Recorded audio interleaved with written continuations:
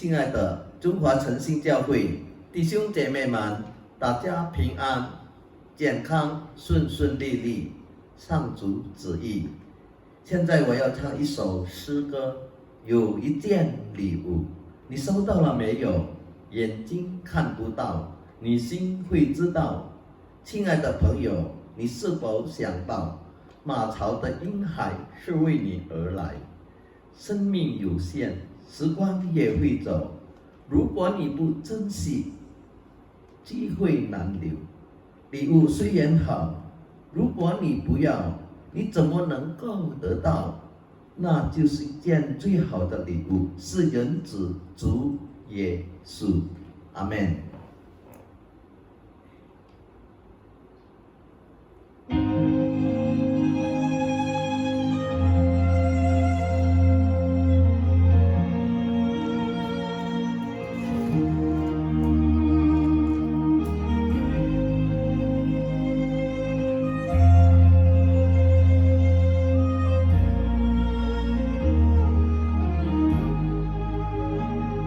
有一件礼物，你收到了没有？眼睛看不到，你心会知道。这一件礼物，心门外等候，是为了你，准备别人不能收。生命有限，时光也会走，如果你不珍惜，机会难留。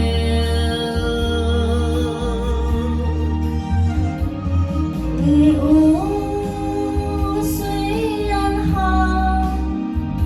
如果你不要，你怎么能够得到？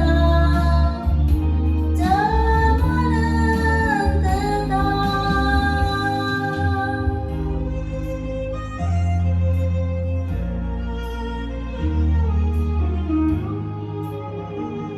亲爱的朋友，你是否想到，马槽的婴孩是为你而来？亲爱的朋友，你是否了解，最好的礼物是人子主耶稣？生命有限，时光也会走，如果你不珍惜，机会难留。礼物虽然好，如果你不要，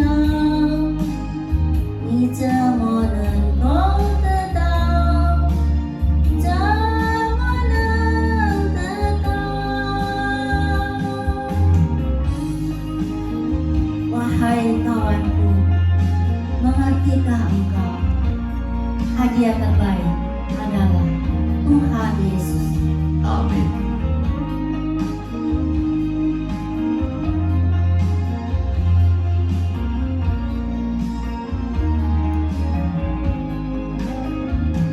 Wahai kawanku, tidakkah tahu Yesus yang lahir hadiah untukmu? Wahai kawanku, mengertikah engkau? Hadiah terbaik adalah Tuhan Yesus.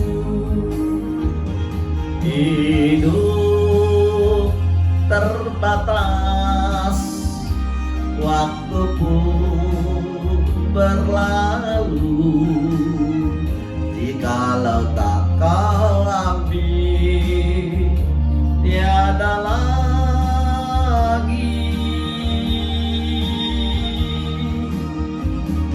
Hadiah walaupun indah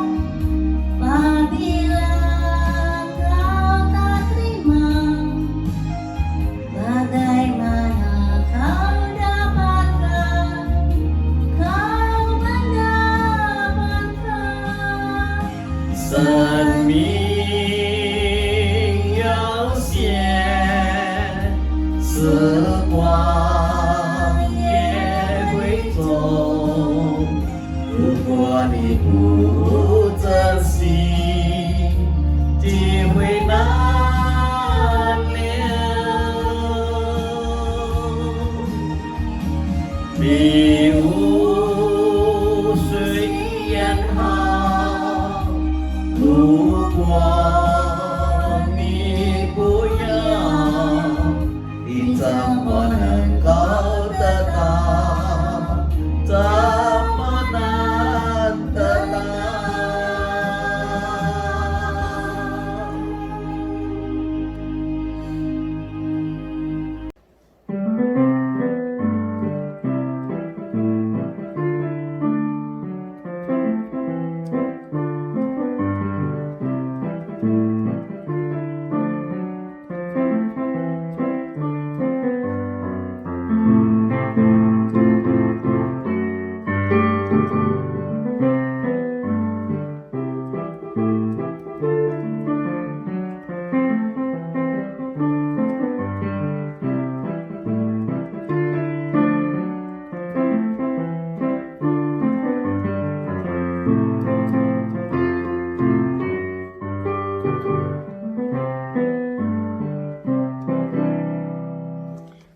弟兄姐妹们，大家好，你们好吗?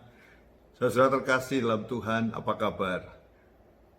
Pada kesempatan hari ini, saya ingin sharing mengenai bagaimana mengatasi rasa takut dan khawatir. Karena rasa takut dan khawatir selalu menghantui setiap orang yang ada di dunia ini. Di situasi yang seperti sekarang, situasi pandemi, banyak sekali orang khawatir dan takut, saudara. Rasa khawatir dan takut ini mengakibatkan hal-hal yang buruk bagi kita. Kalau Anda khawatir, kalau Anda takut, maka imun tubuh kita ini akan turun. Kenapa bisa turun? Karena orang takut, orang khawatir menyebabkan dia tidak logis berpikir, susah untuk makan, susah untuk tidur. Akibatnya dia akan terus setiap hari berpikir membuat imun tubuhnya semakin turun. Saya akan cerita lebih banyak. Hal-hal yang membuat tentang kekhawatiran itu adalah bisa karena masalah, karena hormon. Ya. Manusia ini memiliki dua hormon yang mempengaruhi rasa takut dan khawatir dalam tubuh kita.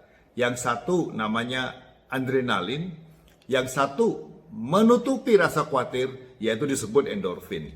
Adrenalin ini, saudara, kapan dia lahir? Pada saat kita lagi bangun pagi, sesaat sebelum bangun pagi, tubuh kita ini memproduksi adrenalin yang sangat banyak, sehingga sesaat sebelum kita bangun, biasanya kekhawatiran itu tiba. Kalau saudara punya masalah, semuanya pada muncul pada saat pagi hari. Coba saudara renungkan, saudara perhatikan dalam hidup saudara, pada saat pagi, disitulah saat dimana saudara rasa khawatir bertumbuh dengan banyak. Karena memang pada saat itu tubuh kita memproduksi hormon adrenalin yang banyak. Adrenalin juga bisa muncul kapan? Pada saat kita melakukan sesuatu yang mengerikan. Ya, misalnya saudara main jet coaster, atau saudara naik lift yang tinggi di luar gitu, bisa melihat ke bawah. Nah, rasa takut itu timbul sesaat begitu naik di dalam tubuh kita. Ya di situ adrenalin lagi naik. Sebaliknya kalau endorfin itu berbeda. Itu rasa nyaman, membuat saudara rasa tenang, saudara merasa damai. Lah kapan endorfin itu lahir? Pada saat saudara tertawa, pada saat saudara berolahraga. Di situ endorfin sedang tinggi-tingginya. Maka itu orang yang sedang asik di lapangan lagi berolahraga, kekhawatirannya hampir nggak ada. Orang yang punya masalah bisa lupa akan masalahnya kalau dia sedang berolahraga. Karena apa? Endorfinnya lagi muncul, saudara.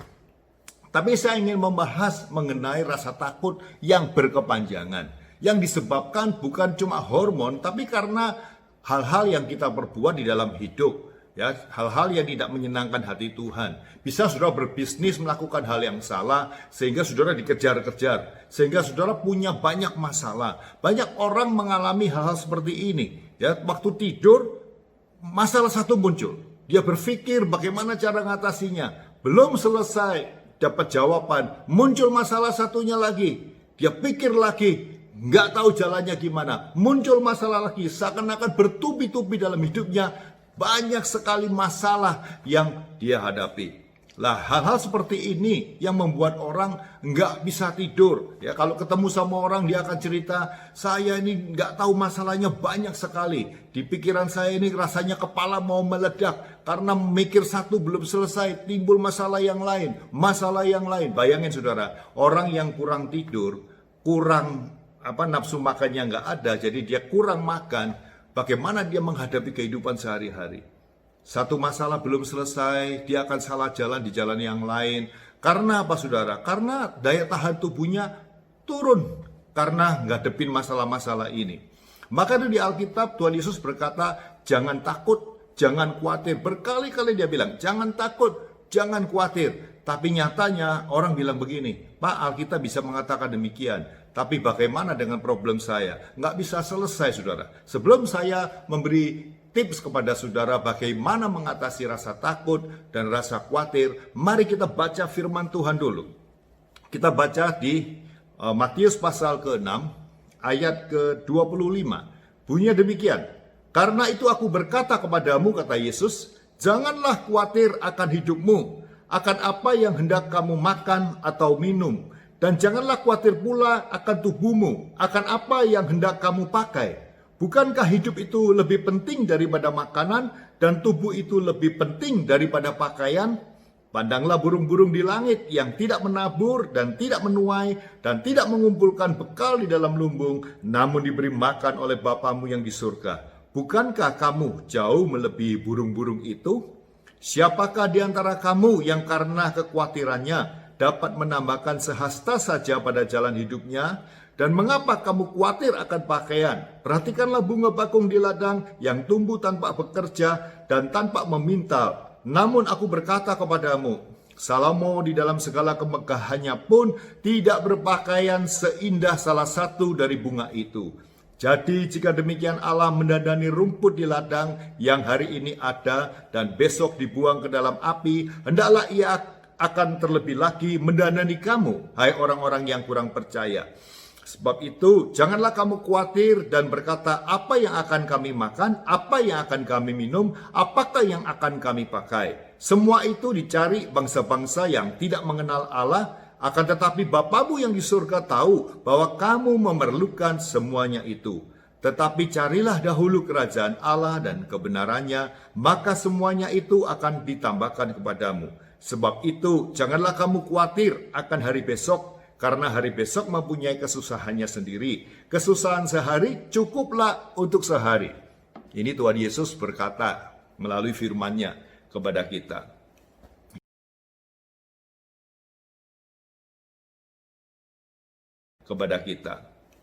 Dia minta kita nggak usah khawatir tentang besok, tentang apa yang harus kita makan, apa yang harus kita pakai. Dia bilang burung di udara tidak melakukan pekerjaan apapun, tapi Bapa di surga memelihara. Dan kita sebagai orang percaya yang diciptakan segambar dengan Allah, pasti Tuhan akan jagai dan lindungi kita. Saudara, kalau kita mempunyai masalah di dalam hidup kita, yaitu pikiran-pikiran yang begitu banyak di dalam pikiran kita, mari kita pindahkan masalah yang di pikiran itu ke satu tempat. Bagaimana caranya? Saudara ambil satu kertas putih, ambil satu pulpen atau pensil, mulai saudara tulis segala masalah yang sedang saudara pikirkan. Pertama, banyak orang-orang yang menulis, masalah saya lagi dikejar-kejar tagihan. Tulis, misalnya saudara punya masalah, saya ada janji sama si A, tapi belum bisa ditepati. Bagaimana dengan barang saya yang lagi mau diekspor ngalami masalah? Semua masalah. Saudara punya masalah karena bagaimana membayar tagihan daripada anak yang mau sekolah. Bayaran tagihan hari-hari. Bagaimana? Semuanya saudara tulis. Jangan satu pun saudara tidak tulis. Apa yang saudara pikirkan dalam pikiran pada saat Anda mau tidur, segala masalah itu pindahkan ke kertas saudara tulis. Nanti saudara akan kaget. Ternyata masalah saya nggak sampai satu folio ya setelah dipindahkan. Tapi pada saat saudara belum pindahkan, masalah itu rasanya ruwet dan banyak sekali. Hari ini muncul, sini muncul, terus nggak selesai-selesai. Tapi pada saat Anda sudah menulis ke kertas, maka akan tahu, masalah saya seperti ini. Kemudian langkah berikutnya apa yang harus dilakukan? Saudara mulai menyusun mana masalahmu yang paling besar, yang paling berat. tulis di paling atas, ya. Kemudian susun lagi. Oh, ini yang paling berat ini, yang paling berat ini. Kemudian saudara setelah susun, sekarang saudara kan mesti berdoa, ngomong sama Tuhan masalahmu. Nah, sebelum saudara berdoa ngomong sama Tuhan, ngomong sama dirimu sendiri. Apa bagian saya yang saya harus lakukan untuk menghadapi masalah ini? Ya, jangan kita ini minta tolong kepada Tuhan, tetapi kita sendiri tidak mau mengambil langkah bagian kita. Contoh, saudara punya tagihan yang begitu banyak. Karena apa? Saudara kan tahu, oh ternyata saya lebih besar pasak daripada tiang. Pengeluaran yang saya lakukan lebih banyak dari pendapatan saya. Jadi bagian kita apa? Kita harus berubah. Kita harus lebih besar tiang daripada pasak. Mulai kita schedule, kita atur, saudara. Banyak orang bilang sama saya, Pak, nggak cukup Pak. Ada satu teman saya, dia dari seorang salesman, tidak cukup. Jadi manajer, tidak cukup. Jadi direktur, tidak cukup. Karena apa? Gaya hidupnya mengikuti pendapatan dia. Itu yang selalu membuat dia nggak cukup. Pada saat dia levelnya masih salesman, yang dia lihat barang-barang yang ukuran pada saat itu. Pada saat dia jadi manajer, yang dilihat lebih mahal lagi. Karena apa? Karena hidupnya sudah di dalam lingkungan apa kata orang. Kalau saya tidak lakukan ini, bagaimana? Pada saat dia sudah di level direktur, dia sudah nggak bisa saya naik mobil ini, saya mesti harus di tingkat seperti ini. Lah, gaya hidup itulah yang selalu ditawarkan dunia, sehingga banyak orang terjebak di dalam masalah ini. Jadi seharusnya, kalau Anda punya masalah, sedang saudara mau berdoa kepada Tuhan, coba lihat apa yang bisa saudara lakukan. Oh, saya harus merubah gaya hidup saya. Seorang salesman, gaji yang tetap, ya, punya gaji tetap, punya bonus. Dia sebetulnya bisa mengatur problem dia itu, saudara. Itu yang dilakukan sama teman saya suatu hari. Dia bilang begini, saya sebelum melakukan manajemen ini, saya nggak ngerti, selalu kekurangan. Tapi setelah dilakukan ini, selalu ada jalan keluar. Gimana, saudara? Dia mengambil amplop, ya. Dia tulis amplopnya itu berdasarkan kebutuhan pokok, pengeluaran pokok yang harus dia lakukan. Misalnya bayar listrik, ya harus rutin, bayar telepon dan seterusnya. Kemudian dia tulis lagi makan, kalau dia lagi bekerja makan di luar berapa budgetnya. Kemudian setelah lebih dia baru tulis lagi uang rekreasi, uang olahraga dan seterusnya. Dia mulai susun. Pada saat disusun pertama dia kaget. Ternyata pengeluaran saya itu makan di luar begitu banyak. Akhirnya dia rescheduling. Oh, 1 bulan saya 1 hari cukup sekian-sekian. Dia mulai susun, saudara. Pada saat setelah dia menyusun, dia kaget loh. Ternyata pendapatan saya itu masih bisa ada sisa. Karena saya sudah mengarrange ini semua apa yang harus saya lakukan. Kalau kita sudah melakukan seperti itu, kita baru tahu. Ternyata Tuhan itu mencukupkan kita. Problemnya apa? Kita tidak pernah membagi pengeluaran kita menurut mana yang harus dilakukan dulu. Ada orang bilang, waduh sampai gak bisa bayar listrik dan seterusnya. Habis dia ketemu temannya ganti HP, dia ikut ganti HP juga. Padahal uang itu harus dipakai untuk kebutuhan pokok yang harus dia lakukan. Lah, mengatur sistem seperti ini akan membuat orang jadi berubah. Ya. Jadi sebelum saudara minta kepada Tuhan, kembali lagi, minta kepada Tuhan, tolong saudara harus mengatur kehidupanmu dulu. Oh, saya harus lakukan seperti ini. Kalau saya menghadapi ini, bagian saya seperti ini ya. Di Roma 8 ayat 28 mengatakan demikian. Allah turut bekerja di dalam segala hal untuk mendatangkan kebaikan buat orang yang mengasihi dia. Turut bekerja, maksudnya apa? Kita sendiri harus bekerja. Kita bekerja, Allah turut bekerja. Lah kalau kita suruh Allah yang bekerja, tapi kita cuma duduk-duduk saja, tidak mau mengambil bagian dari permasalahan yang kita hadapi, maka kita tidak akan menemukan jalan. Ya. Jadi kita harus tahu bagian saya apa, saya harus lakukan ini. Kalau Anda sudah atur sedemikian rupa, di situ masih banyak celah, ternyata saudara tidak bisa lakukan. Nah, disitulah Allah akan turun tangan. Dan dia dengan kuasa mujizatnya, dia akan menolong kita. Jadi, kembali saya peringatkan kepada saudara, kalau sudah punya masalah, tulis semua masalahmu di dalam satu kertas. Kemudian susun bagian mana yang paling harus diutamakan. Kedua, bagian saudara sendiri, apa yang harus dilakukan untuk menghadapi masalah.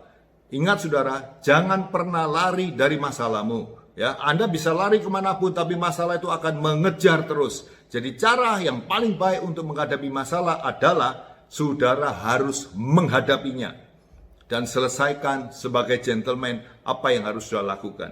Dan kuasa mujizat Tuhan, saudara akan terheran-heran bagaimana Tuhan menyusun, mengatur, karena Allah turut bekerja bersama saudara untuk menyelesaikan masalah-masalah ini. Satu hal lagi yang saya ingin bagikan kepada saudara. Jangan pernah kita khawatir dan takut. Ada satu ayat yang sangat mendorong dalam kehidupan saya pribadi, yaitu apa? Kita lihat di Ayub 3:25. Bunyinya demikian. Karena yang kutakutkan, itulah yang menimpa aku. Dan yang kucemaskan, itulah yang mendatangi aku, kata Ayub. Jadi kalau saudara hidup di dalam kekhawatiran, wah jangan-jangan begini, jangan-jangan begitu, maka itu yang akan terjadi dalam hidupmu. Maka itu pikiran kita harus benar, saudara. Jangan pernah memikirkan hal-hal negatif. Saya beritahu kepada saudara, di dunia ini semuanya 50-50. Sesuatu yang kita harapkan baik, belum tentu sebaik yang kita harapkan. Sesuatu yang buruk, belum tentu seburuk yang kita pikirkan. Untuk itu, disitulah ada kuasa Tuhan yang luar biasa, yang bisa merubah yang tidak mungkin menjadi mungkin. Jadi yang paling penting saudara, jangan pernah membiarkan kekhawatiran itu menyerang kehidupan kita. Dan dikatakan benar kan? Jangan kamu khawatir. Apa yang aku khawatirkan, itu yang malah terjadi. Jadi saudara tidak boleh khawatir. Karena saudara harus percaya bahwa Tuhan tidak membiarkan diri kita dicobai melebihi kekuatan kita. Pada saat kita dicobai, Dia setia. Dia akan memberikan jalan keluar kepada kita sehingga kita dapat menanggungnya. Jadi apa yang harus kita lakukan? Pada saat saudara sesaat akan tidur, saudara setelah berdoa, menyerahkan masalahmu kepada Tuhan. Ini yang saudara harus pikir. Baca Filipi pasal 4 ayat 8. Filipi pasal 4 ayat ke-8. Bunyinya demikian, Filipi 4 ayat 8. Semua yang benar, semua yang mulia, semua yang adil, semua yang suci, semua yang manis, semua yang sedap didengar, semua yang disebut kebajikan dan patut dipuji, pikirkanlah semuanya itu. Jadi pada saat saudara mau tidur, kalau ada serangan-serangan dalam pikiranmu, tolak saja. Enggak, itu enggak benar. Karena firman Tuhan bilang apa? Aku tidak akan mengalami hal-hal seperti itu. Karena Tuhan sudah memberi jalan keluar kepadaku. Ya, jadi semua yang benar, semua yang mulia. Kalau sakit penyakit ini enggak mulia.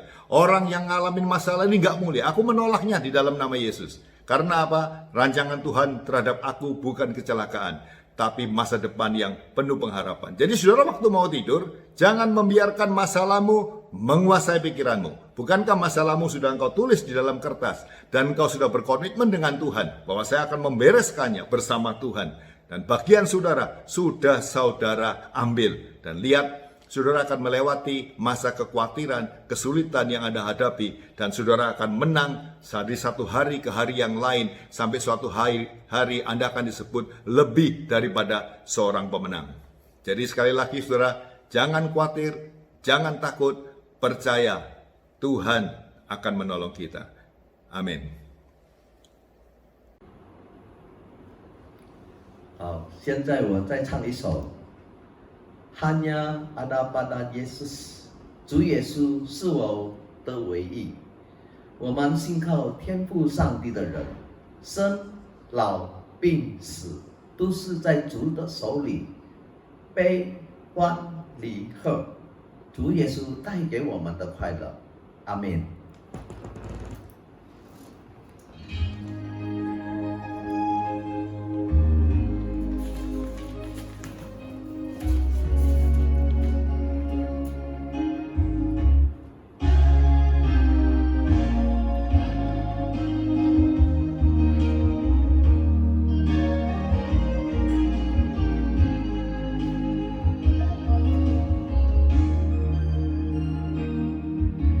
Seringkali terbuang dalam kehidupan dunia,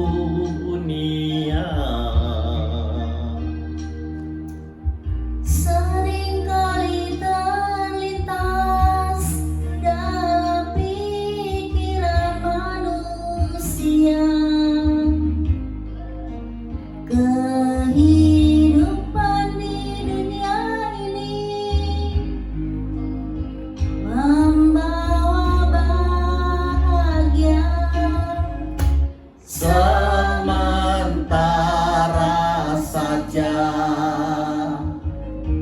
semua itu terjadi. Hanya ada pada Yesuslah, hanya melalui Dialah jalan kebenaran dan kehidupan yang kekal. Hanya ada pada Yesuslah, hanya melalui Dialah kebahagiaan yang kekal dan abadi.哦，救主啊，人生路程崎岖难行，痛苦困难不停的一直来，我的将来都在主的手里，我把我的生命全托付给上帝，渴望把上帝做工程，幸福必定都领到。哈利路亚，阿门。Seringkali terbuat dalam kehidupan dunia,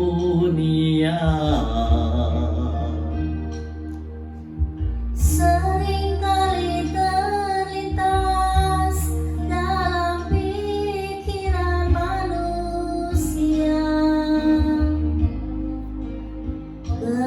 kehidupan di dunia ini membawa bahagia sementara saja. Semua itu terjadi. Hanya ada pada Yesuslah, hanya melalui Dialah jalan kebenaran dan kehidupan yang kekal. Hanya ada pada Yesuslah,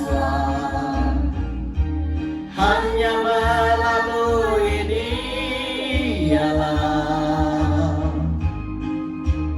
kebahagiaan yang kekal dan abadi.